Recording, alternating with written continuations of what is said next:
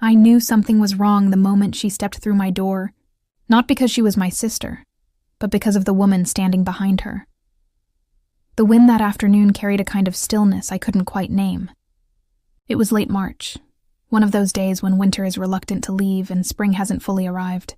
I had left the windows slightly open, letting the soft chill move through the living room, rustling the curtains like restless fingers. I was setting the table for dinner. Nothing fancy, just lentil soup simmering on the stove and bread warming in the oven. I like quiet evenings like that. My sister Amna was supposed to arrive that day. She'd been going through a rough patch, or at least that's what she told me on the phone. She needed a place to breathe, she'd said. And as her elder sister, I didn't hesitate. She'd always had a way of making me feel like I had to protect her, even now, decades after we left our parents' house. I wiped my hands on a towel when I heard the knock. It wasn't gentle. It was sharp, like someone who wanted to be sure they were heard. I walked to the door, still in my apron, hair loosely tied back, feeling that strange unease tighten somewhere behind my ribs. And then I opened it. Amna stood there, in her usual effortless way, wearing a long beige coat, dark jeans, her black hair swept to the side like she'd just stepped out of a wind tunnel. But it wasn't her that made me freeze for half a second. It was the woman standing half a step behind her. Tall, slim, red lipstick that didn't smudge even in the wind. She held a leather bag and a faint smile that didn't quite reach her eyes. Amna didn't say hello. She just stepped in, dragging her suitcase behind her like she owned the place. "Salam," she said, like it was a normal evening and not the beginning of something I'd later wish I'd seen coming. I returned the greeting, forcing a small smile. "I made soup. I wasn't sure what you'd want after the drive." The woman behind her stepped in without waiting to be invited. She smelled faintly of jasmine perfume, expensive, sharp. Amna finally gestured toward her. "This is Sana," she said casually, like she was introducing a colleague, or someone she'd met on the way. Sana extended her hand, her grip firm. "Thank you for letting me stay too." "Too?" I glanced at Amna, trying to hide the confusion on my face. She didn't look at me. She was already walking toward the living room. The same living room where we used to watch cartoons as little girls, barefoot and laughing. Sana followed. And in that single, quiet moment, the sound of their shoes against the tile, the soft hiss of the soup bubbling in the kitchen, the way Amna didn't explain. Something shifted. The house felt different after they arrived. It wasn't that I hadn't shared space before. My husband passed away 6 years ago, and my children were grown and gone, living their own lives in different cities. This house had always been full of sound, laughter, doors closing, the TV buzzing in the background. These days it was quiet. I liked it that way. I'd prepared the guest room for Amna the day before. Clean sheets, a vase of fresh lilies, her favorite soft blanket folded at the foot of the bed. I'd imagined the two of us sitting on the veranda at night with cups of tea like we used to, talking about nothing and everything. But instead of going to that room, Amna dragged her suitcase straight into the master guest suite. The one I used to save for special guests. She didn't ask. Sana followed her in, carrying a second suitcase. I noticed the way their hands brushed briefly as they crossed the hallway. The way Amna tilted her head slightly toward her when she spoke. "Is Sana staying here too?" I finally asked, trying to keep my voice light. Amna turned, her face unreadable. "Yes, she'll be here with me for a while." I thought I mentioned that. She hadn't, but I didn't argue. Not then. I told myself she was going through something. Maybe a bad breakup, maybe a health scare. We'd always kept each other's secrets growing up. Maybe this was one more. We sat around the dinner table that night. The soup steamed gently between us. Sana had a neat way of eating, like every movement was rehearsed. Amna, on the other hand, barely touched her bowl. "How was the drive?" I asked, breaking the silence. "Long," Amna said. "But Sana drove most of the way." Sana smiled faintly. She has no patience for highways. I'm the designated driver now. The way they looked at each other, there was something there. I couldn't name it yet. I didn't want to. I forced a small laugh. "Well, I'm glad you made it safely." But later that night, After I'd cleaned the dishes and turned off the kitchen light, I stood by the hallway. I could hear the sound of their laughter behind the closed guest suite door. A low, warm sound, not the laughter of two friends catching up. Something else. Something intimate. I shook the thought from my mind. My sister deserved peace. I wouldn't judge. I went to bed telling myself that everything was fine. The days that followed settled into a strange rhythm. Amna and Sana woke up late, usually long after I'd already made breakfast and swept the veranda. They stayed in their room for hours, whispering and laughing. When they came out, they moved through the house like they owned it, cooking in my kitchen without asking, rearranging things on shelves, leaving coffee cups on the table. Sana liked to hum while she cooked. She had a low, soft voice, like velvet. Sometimes I caught Amna watching her. Not the way a sister watches a friend, but the way someone watches a person who makes their heart beat differently. And that realization, lodged somewhere deep in me, I loved my sister. I did. But there was a part of me, the part that had built this house after years of sacrifice, after raising children alone, after losing the person I loved most, that began to feel invaded. Sana wasn't just a guest.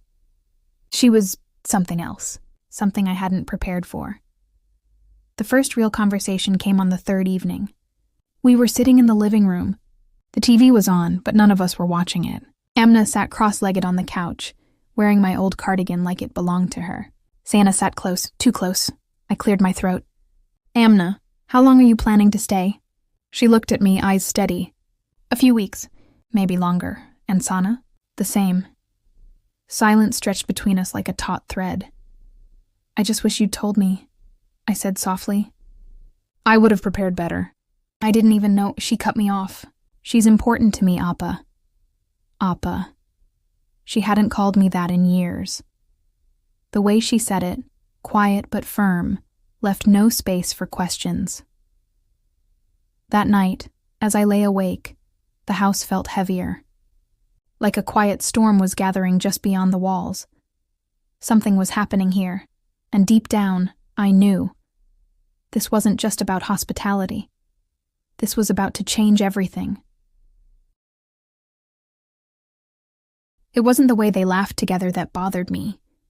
It was the way she started to treat my home like it wasn't mine anymore.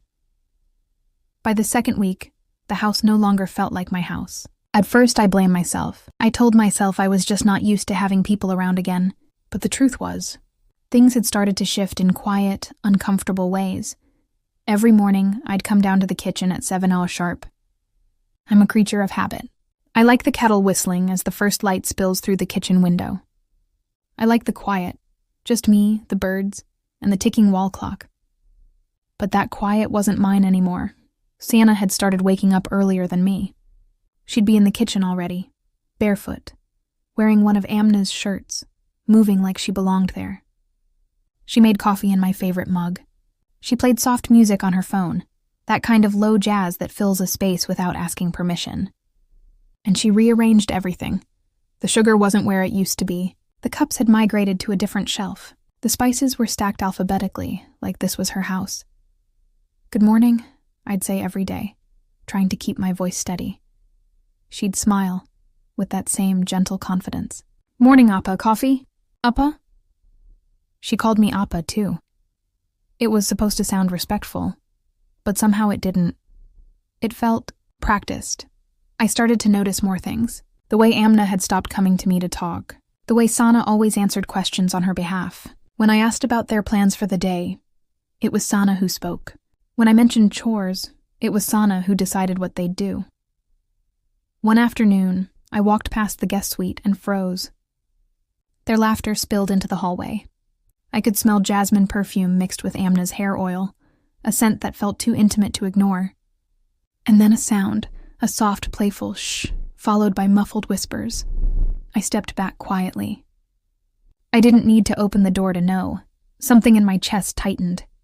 Not out of judgment, but out of the quiet realization that my sister's life had shifted into something she hadn't trusted me enough to share. That evening, I decided to talk to her. We sat outside on the veranda. The breeze was cool, carrying the smell of rain from somewhere far away. She sat curled up on the swing, her hair tied in a loose bun, sipping tea. Sana wasn't around. For the first time in days, it was just us. "Amna," I started slowly. "Can I ask you something?" She didn't look up. You and Sana. What exactly is this?" She stiffened. Just a little. It was the kind of movement only someone who's known her all her life would notice. "Why do you ask?" She said carefully. "Because I've known you since you were a child. Because you've never kept anything from me. Because she's here, living in my house, and I don't even know what she means to you." She exhaled, long and heavy. "She's important," she finally said. "She's the person I love." I don't know what I expected. Maybe a denial, maybe laughter, but not this. Not her saying it so calmly, like she'd been carrying it for years. I sat very still. I could hear the sound of the swing creaking softly. "Love?" I repeated quietly. "Yes," she said. "I've been with Sana for 2 years. I never told anyone because, well, you know how everyone is. But when things got bad with work and my apartment, she was the one who was there for me. So I brought her here. Brought her here. Not asked if she could come. Not invited, just brought her." I swallowed, choosing my next words carefully. "I wish you'd trusted me enough to tell me, Amna." She finally looked at me then. Her eyes weren't defensive. They were tired. "I didn't want to lose you, Apa. I didn't want you to look at me differently." 100 memories flashed through my mind then. Our childhood. The nights we whispered secrets into the dark. The way I held her when she was 16 and heartbroken for the first time. She was my sister before she was anything else. I reached out, covering her hand with mine. "You're my sister. Nothing changes that. But Amna, this is my home. And she is a stranger to me." Her fingers tightened. "She's not a stranger to me." And just like that, the space between us stretched. The days after that conversation were quieter, but not peaceful. Sana seemed to sense something had shifted. She became more visible, not loud, just present in every corner, like she was marking her place. She started joining me when I made dinner, giving suggestions I didn't ask for. She corrected me about how much salt to use in my own food. And Amna, she wasn't the same either. She laughed less with me. When I asked her to help me fix a loose window, she said Sana will handle it. One afternoon, I found one of my mother's old embroidered shawls, the one she gave me after her passing, draped over Sana's shoulders as she stood in the living room taking selfies. Don't remember the last time I felt my chest burn like that. I didn't say anything then. I just stood in the kitchen doorway, watching as Amna walked in and wrapped her arms around Sana from behind like it was the most natural thing in the world. Something small cracked inside me. The first real incident happened at dinner. We were all at the table. I'd made chicken karahi, Amna's favorite. But halfway through the meal, Sana laughed at something on her phone. Amna leaned over to see, and the two of them started whispering and giggling like I wasn't even there. "Amna," I said softly, "can you pass the salad?" She didn't hear me. Or maybe she didn't want to, I repeated a little louder. "Amna." She finally looked up, slightly annoyed. "What?" "Salad," I said quietly. She passed it without looking at me. I watched them as they whispered again, hands brushing under the table. Their world shrinking into something that didn't include me. And for the first time since they'd arrived, I felt like a guest in my own home. Later that night, I went to the spare room, the one where I kept old albums and boxes, and sat on the floor. I pulled out a picture of us as kids. Amna was maybe 9 in it, wearing mismatched socks and holding my hand, grinning like the world belonged to us. I traced the outline of her face with my thumb, remembering how fiercely she used to cling to me. How much she needed me then, now. She didn't. I didn't know it yet. But that night would be the beginning of the unraveling. Because what started as quiet discomfort was about to become something louder, something I couldn't ignore anymore. I thought the hardest part was accepting who she loved. I was wrong. The hardest part was realizing what they'd done behind my back. The storm broke on a Thursday. I remember because Thursdays are the days I clean the house deeply. Mopping every corner, changing the sheets, airing the curtains. I like order. It's what keeps me grounded. But that morning, as I moved around the house, The air felt strange, a stillness I couldn't place. Amna and Sana had left early. They said they were going to run errands. Sana's perfume still lingered in the hallway, sweet and sharp like jasmine soaked in smoke. I walked into the guest suite with fresh sheets in my hands, intending to change the bedding. But the moment I opened the door, something inside me shifted. The room didn't look like a guest room anymore. Their clothes were hanging in the closet. Not just a few things, but everything. Amna's jeans, Sana's dresses, shoes lined neatly in pairs like they'd moved in permanently. My mother's mirror, the one I'd kept in the guest room as a keepsake, had been moved to the dresser. And then I saw it, a box. A small, dark wooden box on the nightstand. It was open. Inside were papers. At first I thought it was junk, bills, receipts. But when I pulled one out, my breath caught. It was the property tax notice for my house. And then another paper, an official letter. A transfer of ownership form. My name was there, typed neatly at the top. And right below it, Sana's name. For a moment the room blurred. I sat on the edge of the bed, clutching the papers like they were something burning. I read every line twice. Then 3 times. They were in the process of transferring the house. My house, the one my husband and I built brick by brick, the one I raised my children in, the one I've spent my entire adult life protecting. There were signatures too, mine, except I never signed anything. I felt a rush of cold spread through me. I don't know how long I sat there, listening to the faint hum of the ceiling fan. My hands trembled. My heart didn't beat fast. It beat slow, heavy, like a door being slammed shut over and over. I walked to the desk drawer where I kept old paperwork. Bills, legal files, deeds. Everything was still there.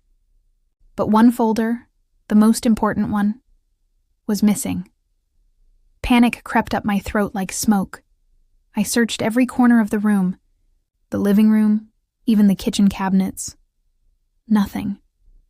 That folder had the original deed. My hands were shaking by the time I picked up my phone. I didn't call Amna. I called my friend Shazia, the one person who always knew when my voice cracked, even if I tried to hide it. She picked up on the second ring. "Rosie?" she said softly. "Shazia." My voice cracked in the middle. She's trying to take my house." "What? Who?" "My sister." There was a silence so long I thought the call had dropped. Then Shazia's voice came firm, calm. "Rosie, listen to me. Don't panic. Lock everything you can. Take pictures. Make copies. And don't confront them until you have someone with you." Her voice steadied me. I pressed my palm against my chest and breathed. I took photos of every document I found, every signature, every letter. And then I locked the main file cabinet with the old spare key I still had. I even called my lawyer, quietly, without telling Amna. I wasn't ready to believe she'd betray me, but the papers didn't lie. They came home just after sunset, laughing. Sana was carrying shopping bags, clothes, shoes. Amna was holding iced coffee. They looked like 2 people who had no idea their little secret had been uncovered. I stood in the hallway, papers clutched in my hand. "Where were you?" I asked. Sana looked up first. "Shopping, why?" I turned to Amna. "You went to the bank, didn't you?" Her smile faltered. "Just slightly. It was enough. I found the papers," I said quietly. "The transfer papers. My name, her name. Do you think I wouldn't notice?" The silence that followed was thick, heavy enough to drown in. Amna opened her mouth, but no sound came. "Amna," I whispered. "Is this what you came here for?" She took a step forward. "No, Appa, it's not like that." I held up the papers. "Then what is it like?" Sana stepped in smoothly. "Appa, maybe if you calm down." "Don't," I said sharply. My voice didn't rise, but it cut like glass. "Don't call me Appa." For the first time since she walked into my house, Sana's confidence flickered. Amna reached for my hand, but I pulled back. "I let you stay here because I trusted you. You're my sister, and you were stealing the roof over my head?" Tears filled her eyes, but I didn't let them sway me. "Appa," she whispered. "I was going to tell you. We thought if we transferred part of the house, we'd have security. Sana and I could build something here. You're alone now. Alone. The words sliced through me. You have everything, she continued, her voice trembling. The house, the life. I've spent years struggling, Appa, I thought. Maybe this could be my chance to finally belong somewhere again. Sana helped with the papers because I was scared to ask you. I knew you'd say no. I stared at her, stunned. So you just took it? Her voice cracked. I didn't take it, I just wanted a part of it. No, I thought. Not a part of it. You wanted to claim it. Quietly, without looking me in the eye. I had loved her all my life, raised her like she was my own, defended her when no one else would, and now she stood in my hallway, hands trembling, eyes wet, but still holding on to the lie she wrapped in pretty words. Sana finally spoke, voice cool. Legally, she's family. She has rights too. I turned to her slowly. Not to my house she doesn't, and certainly not you. Her jaw clenched, but she didn't back down. Amna just wanted to feel safe. She's been through enough. You don't understand her like I do. My hands were shaking. I took a step back, steadying my breath. No, I said quietly. I understand perfectly. You saw a woman living alone in a big house and thought it was yours for the taking. Sana's face hardened, but Amna flinched like I'd slapped her. Tears started to spill down her cheeks. Appa, please, I didn't yell. I didn't scream. I just said the one thing that had been burning inside me since I saw those papers. You could have asked me for anything, Amna, and I would have given it, but not my home, not like this. She broke down right there in the hallway, crumbling to her knees like a child. Sana reached to comfort her, but Amna pushed her away, sobbing. In that moment, I didn't feel angry. I felt hollow, like the foundation beneath everything I believed in had cracked quietly, without me noticing. I walked away into my room, closing the door softly behind me. And for the first time in years, I cried, not the quiet kind, the kind that comes from somewhere deep, the place where betrayal lives. And even as the tears came, one thing was clear. This wasn't going to end with tears. This was going to end with truth. That night, something inside me hardened. I wasn't just a sister anymore. I was a woman defending the life she built with her bare hands. I didn't sleep that night. The house was quiet, but my heart wasn't. Every tick of the clock on the wall felt louder, like a steady reminder of everything I'd built, and how close I'd come to losing it. I sat on the floor with the property papers spread around me. My lawyer, Mr. Rashid, had texted me earlier. Do not sign anything further. We can stop the transfer before it's registered. Just bring the documents tomorrow morning. I read his message 3 times. It gave me a direction, a plan, but plans are colder than emotions. And my emotions? They were on fire. At 3 a.m., I heard movement outside my door. A soft creak. Whispers. I stood silently, listening. She's not going to give it up easily. Sana's voice hissed in the dark. She's my sister, Amna whispered back, her voice small, shaky. She's not like that. Sana's tone sharpened. Amna, you said she loved you. She'll understand. And if she doesn't, she will. Amna cut her off quickly, but she didn't sound convinced. I pressed my ear against the door. Their footsteps faded back toward the guest suite. I leaned against the wall, closing my eyes. I wanted to believe my sister would fix this, that she'd wake up tomorrow, sit across from me at breakfast, and say, I made a mistake, Appa. But I'd spent too many years of my life ignoring early signs. This time, I wasn't going to be caught off guard again. In the morning, I made chai like I always did. Not because I felt calm, but because ritual gives your hand something to do when your heart is breaking. The kettle whistled softly as steam fogged the kitchen window. Amna came in first. Her eyes were swollen, hair tied back hastily. She sat down at the table, her hands wrapped around the mug like she was trying to warm herself from the inside. Sana came in a moment later, dressed neatly, perfume sharp as ever. She moved with that same quiet confidence as if nothing had happened. I didn't speak for a long time. The only sound was the clinking of spoons against ceramic. Then I placed the file folder, the one I'd spent the night gathering and locking, on the table between us. We're going to the lawyer, I said evenly. Today, Amna flinched. Appa, no. I raised a hand, keeping my voice calm. No more whispering in the dark. No more papers behind my back. You're going to undo what you tried to do. Sana tilted her head slightly, like a cat pretending not to be cornered. You don't have to make this ugly. It can be fair. Fair? I let out a quiet, humorless laugh. You forged my signature. You broke my trust. And you call that fair? Amna swallowed hard, looking at Sana like a child looking for answers. I didn't forge anything, she said weakly. She said we'd just apply. If you agreed, it would become official later. Except I was never supposed to know, right? I asked softly. Her silence answered everything. I pushed my chair back and stood. I'm leaving in 30 minutes. You can either come with me and fix this, or you can face what happens when the law finds out. Sana crossed her arms. You wouldn't report your own sister. I met her gaze. I wouldn't, but I'd report you. The way her jaw tightened told me she understood exactly what I meant. 30 minutes later, only Amna sat in the passenger seat beside me. Sana had refused to come. She doesn't have to be involved, Amna said, voice trembling. I didn't reply. The car ride was silent, except for the sound of tires on the road and my heartbeat hammering steadily. The city was waking up.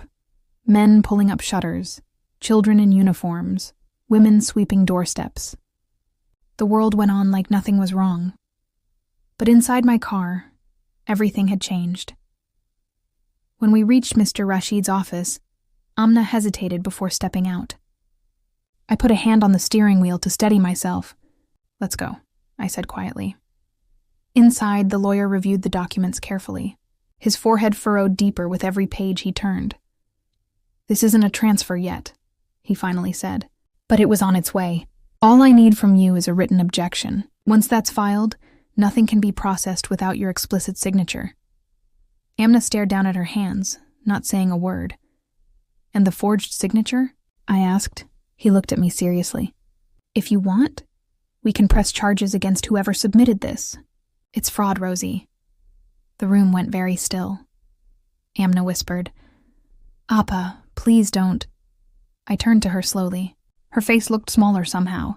Not like the woman who had walked into my house 2 weeks ago with her head high and her girlfriend behind her, but like the little girl who used to get scared of thunderstorms and crawl into my bed. My voice softened, but only a little. I'm not pressing charges against you, but don't think for a second that means I'll forget this. Tears spilled silently down her cheeks. She signed the objection form. When we got back home, Sana was waiting on the porch. Arms crossed, face unreadable. Amna walked past her without a word. Sana turned to me. You think you've won? She said calmly. I didn't flinch. This isn't a game. She took a step closer, lowering her voice. You don't understand what she's been through. How much she needs stability. I gave her that when no one else did. And then you tried to take what wasn't yours, I replied softly. For the first time, I saw something flicker in her eyes. Not guilt, not even anger. Fear. She loves me, Sana whispered. She'll choose me over you, I exhaled slowly. Maybe she will, but she won't have my house to do it in. I walked past her, leaving her standing there on the porch like a shadow that didn't belong to this home. That night, Amna locked herself in the guest room. I didn't try to talk to her. I couldn't. I sat on the veranda with a shawl wrapped around my shoulders, watching the neighborhood lights flicker on one by one. The air was cool, quiet. I wasn't happy. I wasn't triumphant. I was tired. But beneath the exhaustion, a quiet strength had settled in. For years, I'd been the kind of woman who gave too much, who forgave too quickly, but this time, I'd drawn a line, and Amna, whether she liked it or not, had seen that line too. When love and loyalty clash, there's always a moment when silence turns into something sharp, and that moment came 3 nights later.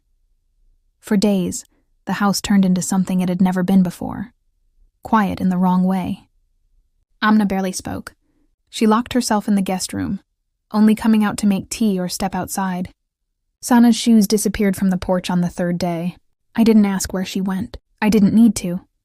I'd spent so much of my life holding family together, being the anchor, the one who soothed and fixed and forgave. But now the weight of it sat differently on my chest. The truth was simple, heavy, and cold. Trust doesn't grow back in the same place it's been cut. It was late evening when Amna finally spoke. I was sitting in the living room, the same spot where she'd first told me about Sana, when I heard her footsteps. She stood in the doorway for a few seconds before saying quietly, "Apa, can we talk?" I looked up at her. She looked exhausted, dark circles under her eyes, hair tied loosely, hands clenched nervously at her sides. I nodded. She came in and sat across from me, exactly the way she did the night everything changed. But this time she didn't smile. Amna's voice cracked. "I didn't mean to hurt you." I kept my voice steady. "But you did."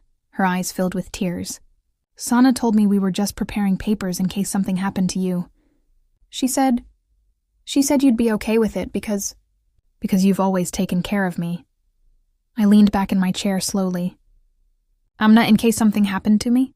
You didn't even ask me if I was okay with that. You didn't trust me enough to come to me, but you trusted her." Her tears fell faster now. She made it sound so simple, so safe. She said it was about our future, about not losing everything if something happened. "And you believed her?" I said softly, not as a question, but as a truth. "Yes." She whispered the word like it hurt to say it. I closed my eyes for a moment. Memories flooded in uninvited. The day our parents died, and I held her hand through the funeral. The nights I skipped my own dreams so she could finish college. The countless times I told her, "You will always have a home with me," and now. She had almost taken that home away from me. "I didn't do this to punish you, Amna," I finally said. "I did this to protect what I built. Because love doesn't mean handing everything over and hoping they don't break it." Her breath hitched. I know I messed up. I didn't think." I wanted to believe her. She made me feel like I finally had something that was mine. There it was. Not greed, not cruelty, but that quiet, aching need to belong. I softened, just a little. "You do have something that's yours, Amna. Your life, your choices. But this house, this isn't just walls and land. It's every night I cried alone to keep us standing. It's every fight I won so you didn't have to. I can't hand that over to someone who doesn't respect it." She buried her face in her hands and sobbed. And for the first time since this began, I felt her pain. Not as the woman who hurt me, but as the little sister who was lost. The next day, Sana came back. Not with a smile this time, but with a plan. She walked into the veranda like someone who had already written her speech. "I came to talk," she said. "I didn't invite you," I replied. Her chin lifted. "You don't have to like me, but you need to accept that I'm not going anywhere. Amna loves me." Amna stood behind her, silent, eyes red from crying. Sana continued, "We don't need your house. We'll build our own life. But you can't control her forever." I stood slowly, feeling something cold settle over me. Not rage, just clarity. "I don't control her, but I will protect myself. And this home. I gave you a chance to respect my boundaries, Sana. You crossed them instead." She smirked, a little too confidently. "She'll choose me over you." I looked at my sister, then let her. Sana froze for a second. I think she expected me to beg, to plead, to fight harder to keep Amna here. But that's the thing about reaching your breaking point. You stop clinging. "If she chooses you," I said quietly, "then I'll love her from a distance. But you will never touch what I've built. Not one brick, not one signature, ever." The silence that followed was sharper than any scream. Amna broke down again that night. She sat on my bed like she used to when we were children. "Appa, I don't want to lose you," she whispered. "You won't," I said. "But I won't lose myself either." She nodded slowly, tears streaking down her face. "Sana says we should get a place of our own. That maybe some space will make it easier." It hurt. Oh God, it hurt. But I forced myself to breathe through it. "Then that's what you should do." Amna reached for my hand, hesitant. I let her hold it, but it wasn't the same. There was a wall now, invisible, quiet, but real. A week later, I stood at the gate, watching as she loaded her suitcases into a taxi. Sana stood beside her, one hand on her shoulder like she owned her, but Amna turned to me before leaving. Her eyes were swollen but steady. "Appa, thank you for everything. I'm sorry," I managed a small nod. "Take care of yourself." And just like that, she was gone. The house felt too quiet after that. The kind of silence that doesn't comfort. It echoes. But instead of breaking me, it held me. Reminded me, this house was still mine. My story was still mine. And loving someone doesn't mean losing yourself in the process. Family can hurt you in ways no stranger ever could. But it's also family that teaches you the shape of your own strength. That's what this house is now. Not a shared wound, but my boundary.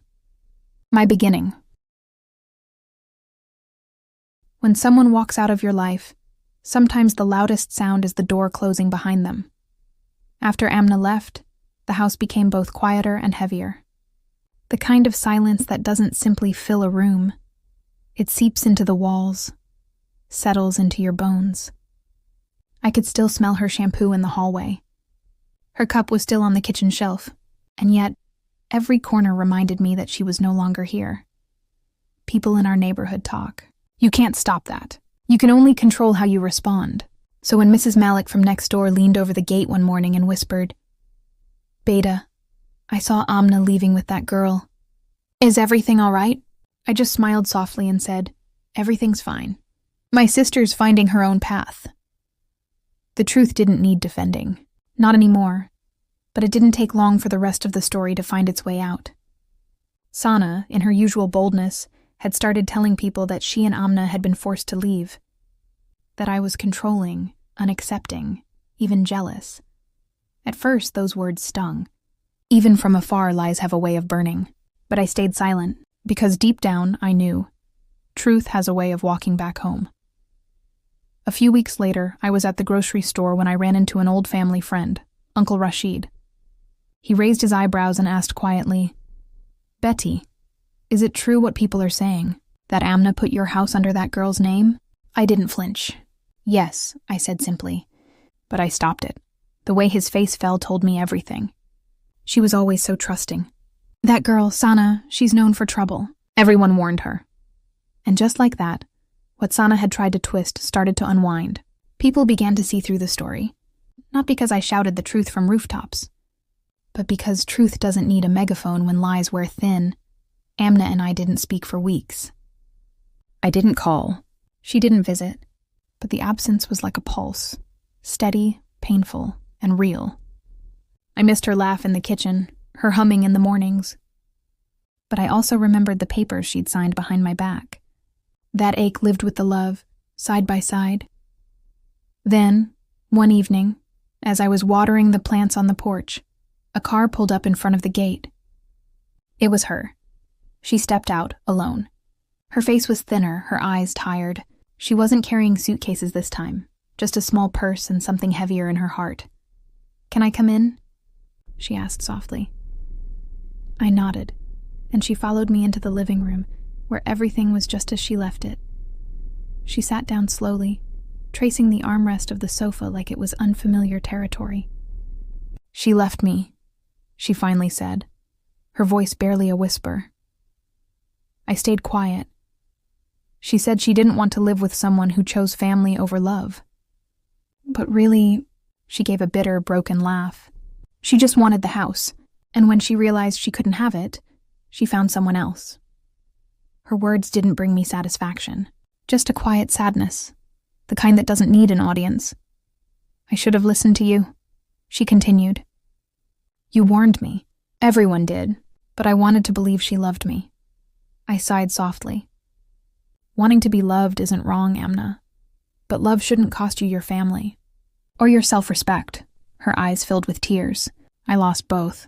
"No," I said gently. "You made a mistake.